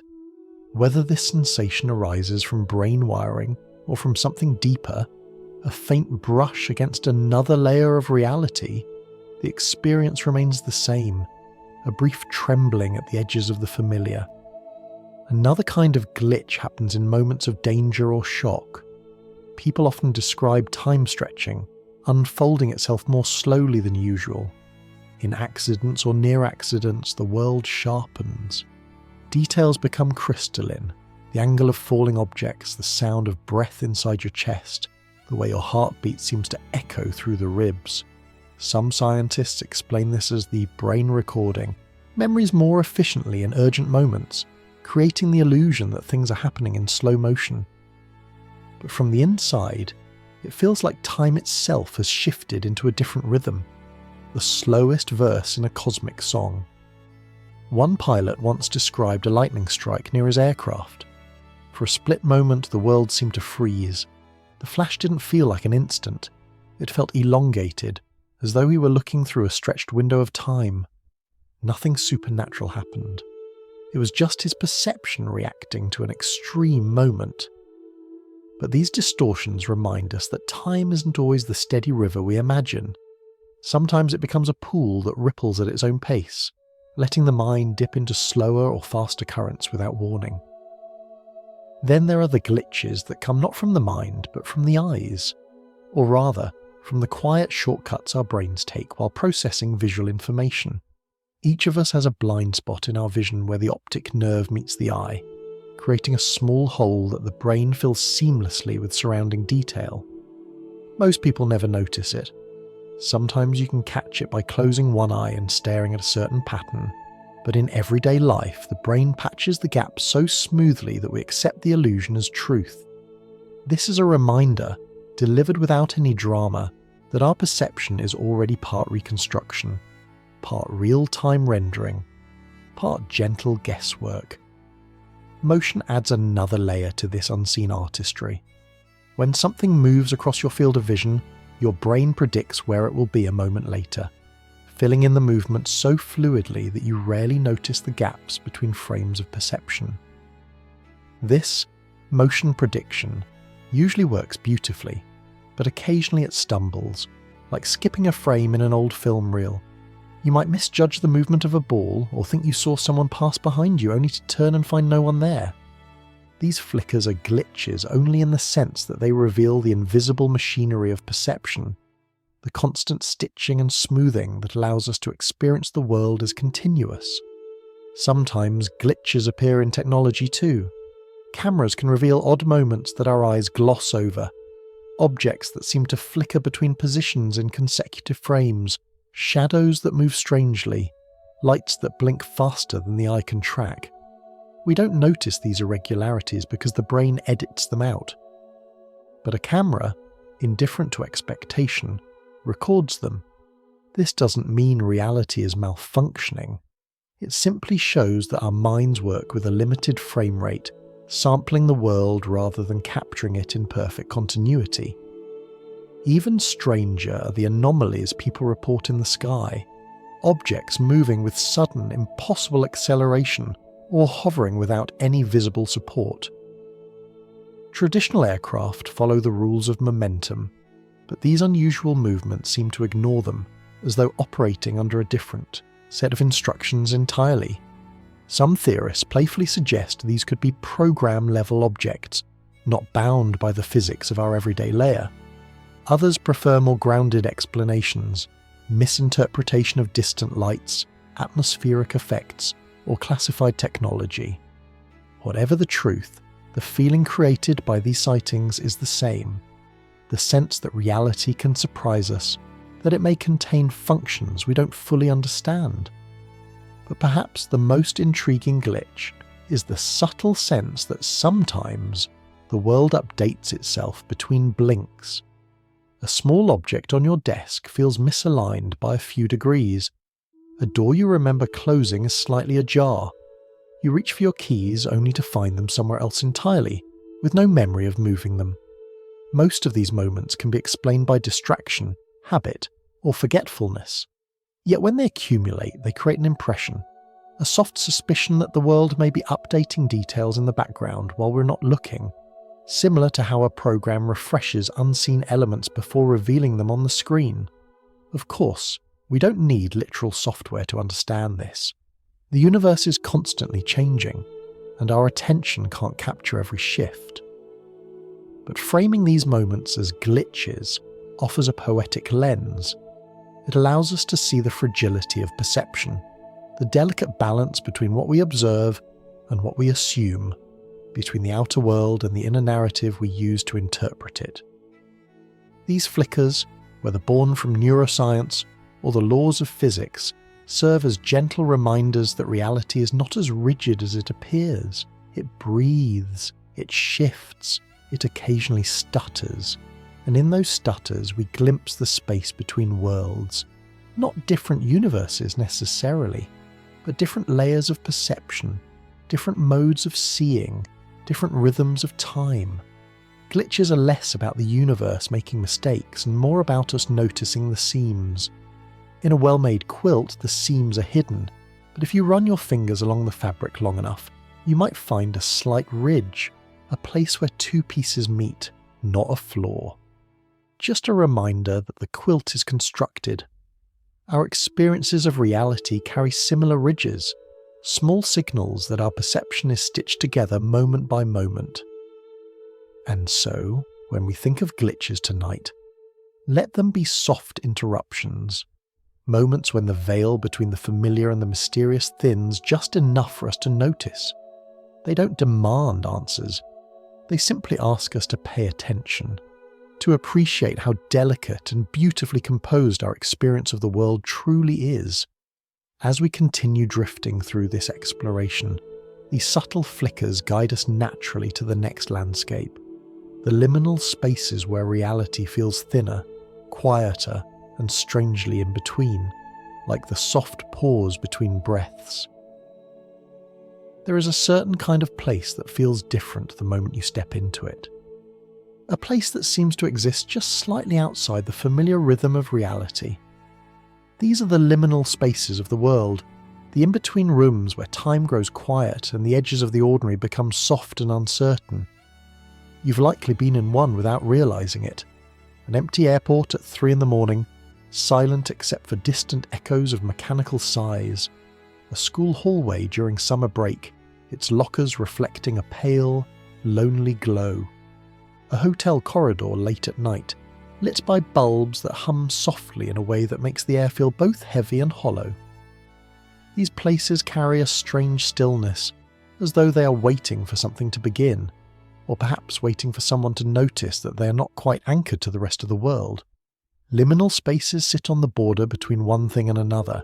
They are thresholds, passageways, transitions, intervals.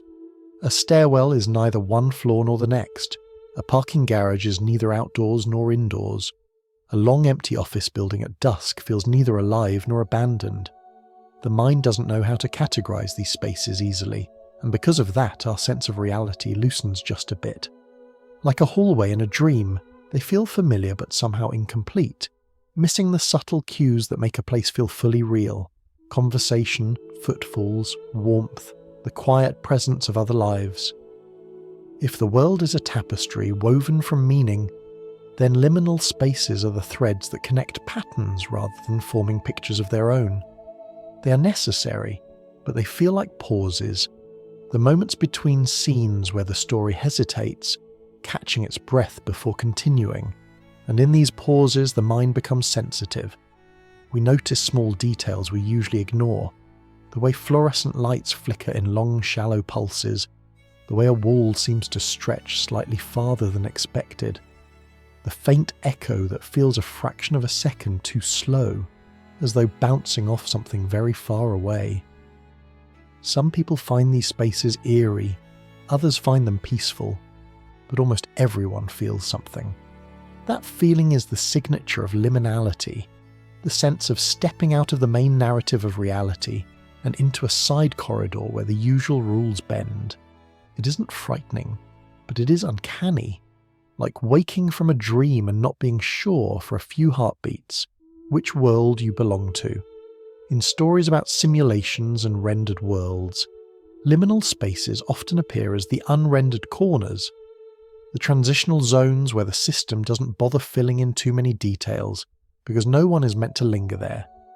It's a poetic metaphor rather than a literal claim, but it captures something true about the sensation. When you stand in an empty hallway lit by humming bulbs or wander through a vacant shopping mall long after closing time, the scene can feel like a backdrop waiting for actors to return. The details feel simplified, as though reality has switched into a lower gear, conserving effort, offering only the essentials. You can imagine it like a stage set. During a performance, the stage is full, props arranged with care, actors moving with purpose, light and colour woven into meaning. But between performances, the stage is still the same place physically, yet it feels strangely hollow. You can sense the missing energy. The liminal space feels similar. It is the world without its usual story, the environment without its usual flow. Psychologists sometimes say that liminal spaces unsettle us because they disrupt our internal map of meaning. Humans rely on context, on understanding what a place is for, how it behaves, and how we should behave within it.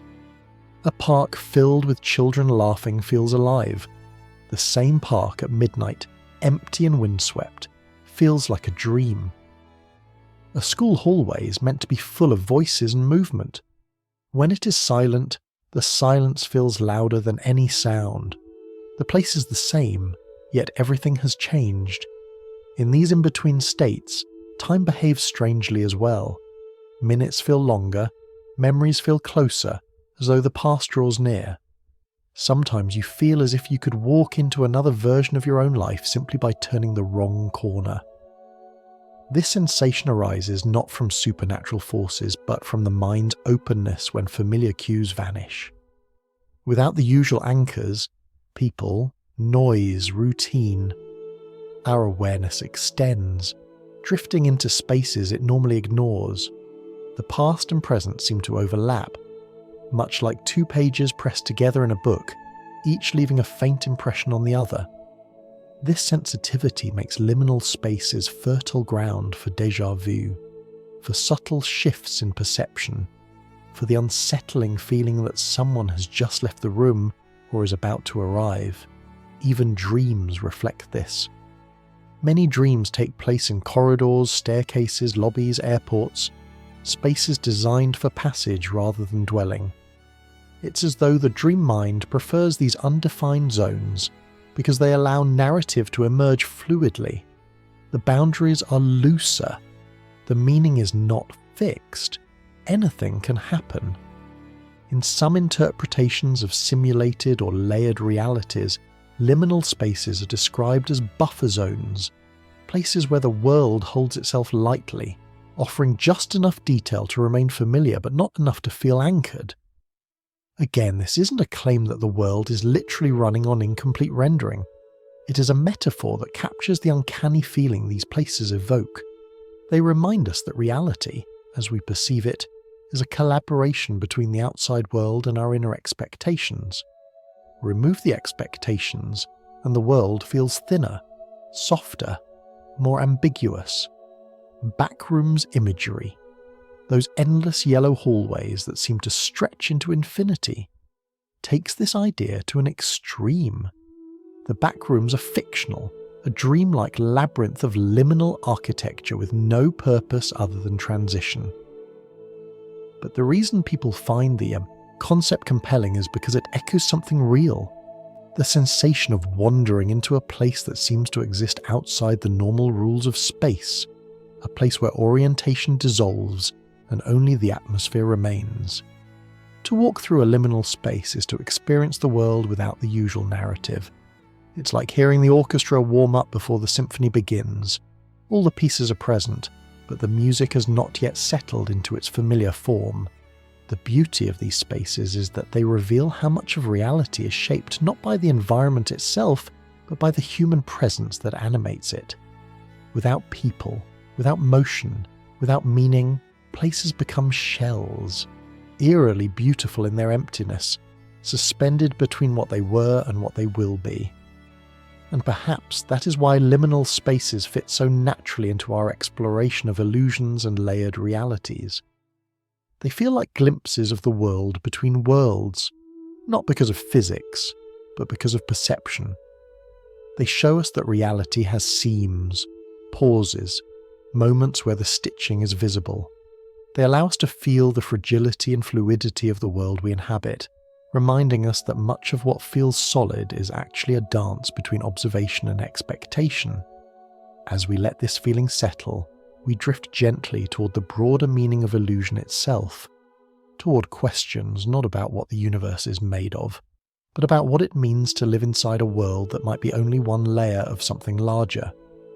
Our next step in this journey will bring us to that reflection, the soft question of meaning, choice, and the quiet purpose we carry within the mystery of existence. When we finally step back from all the possibilities we've wandered through, the simulations, the holograms, the branching universes, the glitches, the in-between rooms, we arrive at the oldest and quietest question of all. If reality is not what it seems, then what does that mean for the people living inside it?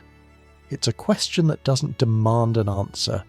It simply opens a door into reflection, the way a gentle breeze opens a curtain in a darkened room.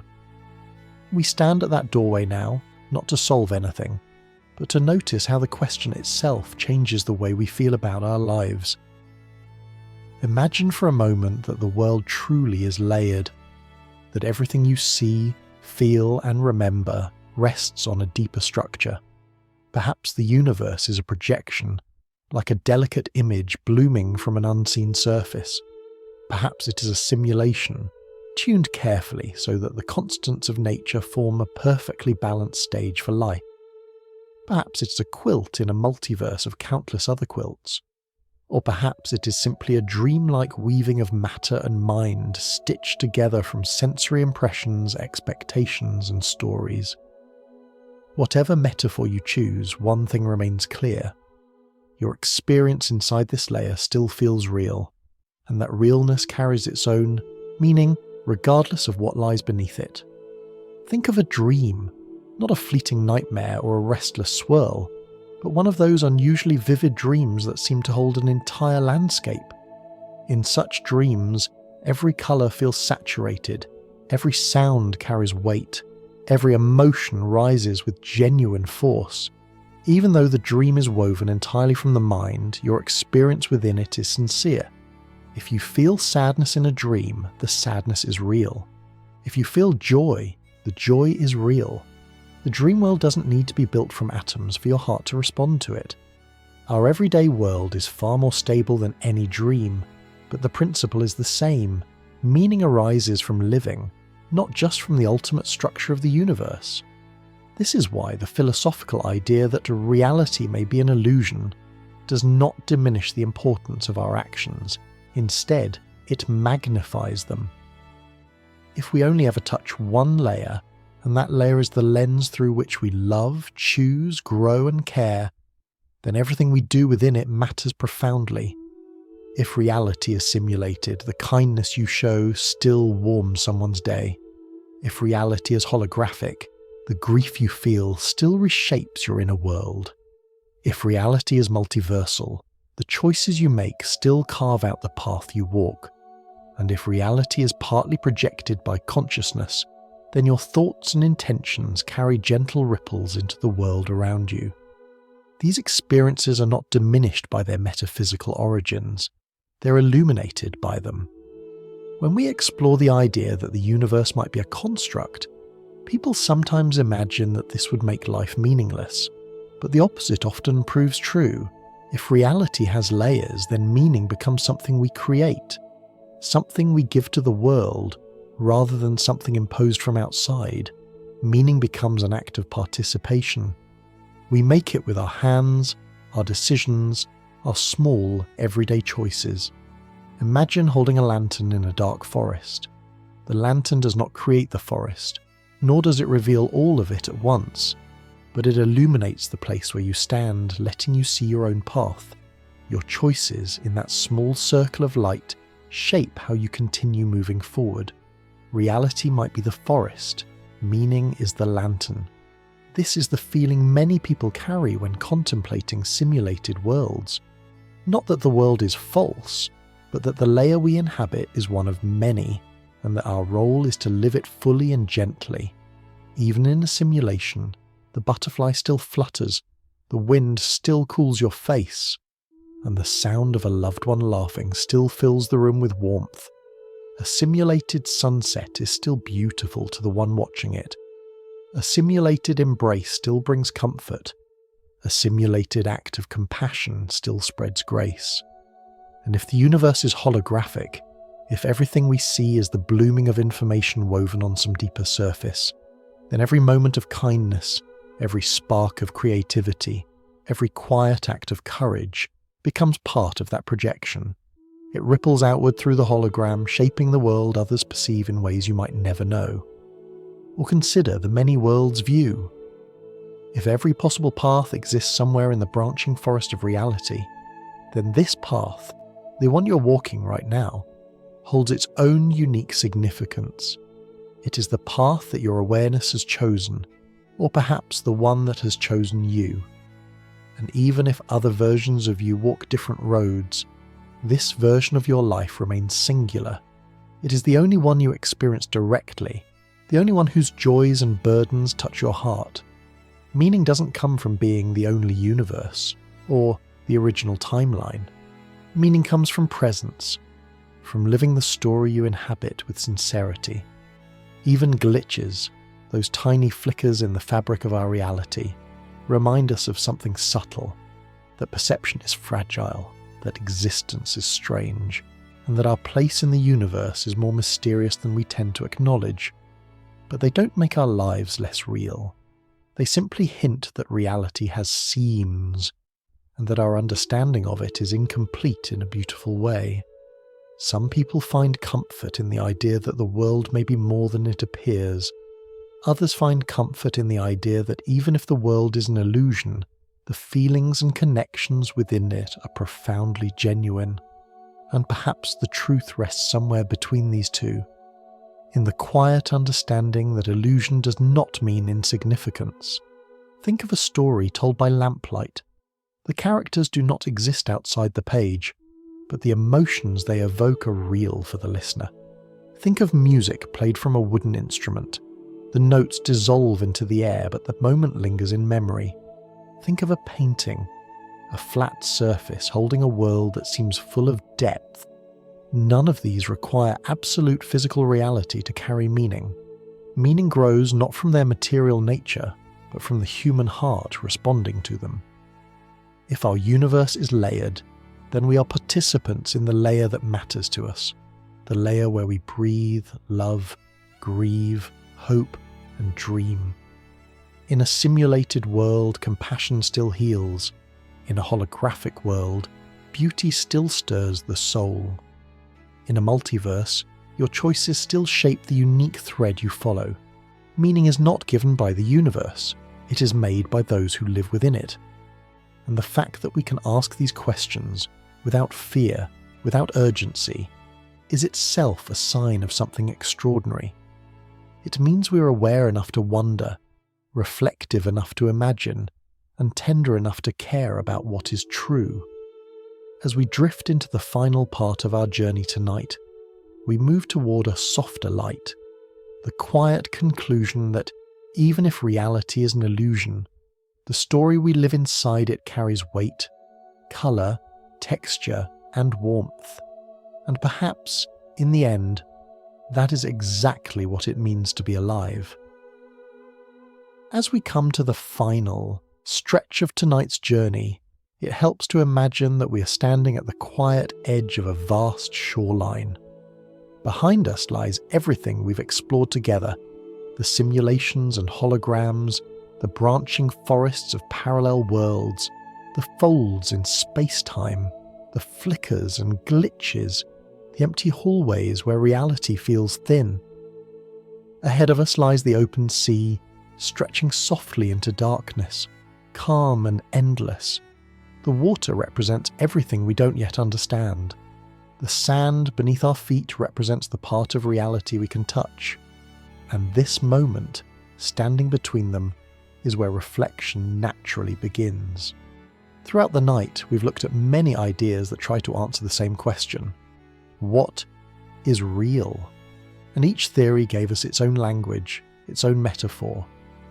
Simulation theory asked us to imagine the universe as a grand program, running with elegant rules and quiet precision.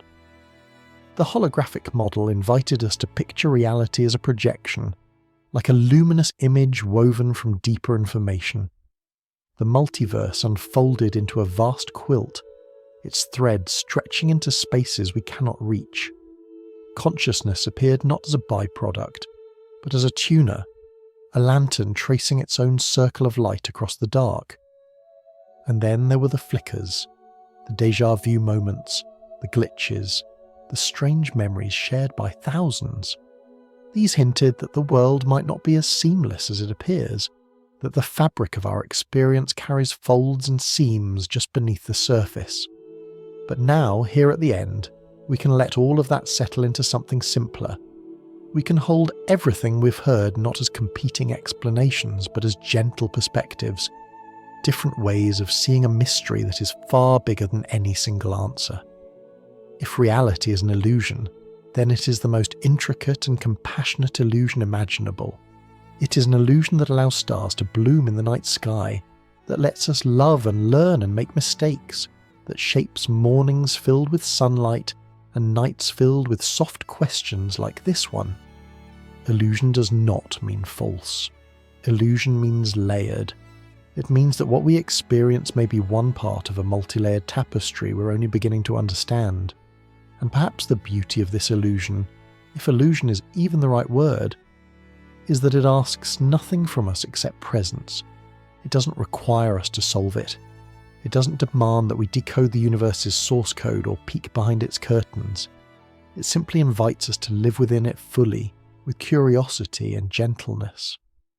Think back to the first metaphor we used, the lantern in the dark forest. Throughout your life, your lantern has illuminated millions of moments, conversations, small joys, heartbreaks, discoveries. The path beneath your feet shifted with every choice you made. And even if the forest has countless other trails, even if every possible path is walked by another version of you somewhere, the one you are on right now is still yours alone. It is the only one you can feel with your own feet. It is the only one that breathes in rhythm with your own heart. Meaning does not come from knowing how the forest was built. Meaning comes from walking through it. If reality is simulated, you are still the one who feels your own emotions. If reality is holographic, you're still the one who carries your memories. If reality is multiversal, you are still the one who wakes up in this particular branch of the morning, in this particular world, holding the particular life that belongs to you. And as we let this sink in, something soft emerges, a realization that the question, is reality an illusion, might not be as important as the question, what do we choose to do with the reality we experience? The philosopher William James once said that truth is what makes a meaningful difference to our lives.